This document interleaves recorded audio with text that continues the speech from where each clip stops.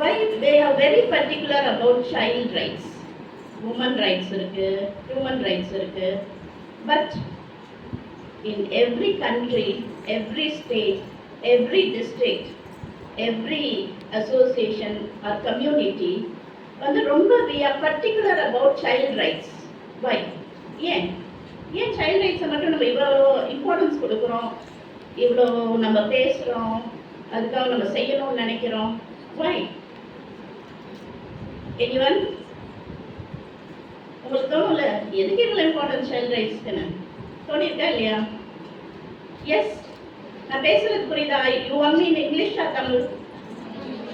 S, you can be frank, this is not your classroom. I can talk in English or in Tamil, whatever you language you want. Yes? சரி, தமிழ்னா கை தூக்குங்க. இங்க வந்து இந்த ரூல்ஸ்லாம் கிடையாது. காலேஜ்னா நீங்க இங்கிலீஷ்ல பேசணும். But this place is ours. Tamil is only 2, 3. Okay, Hindi? Hindi? Only 1. English?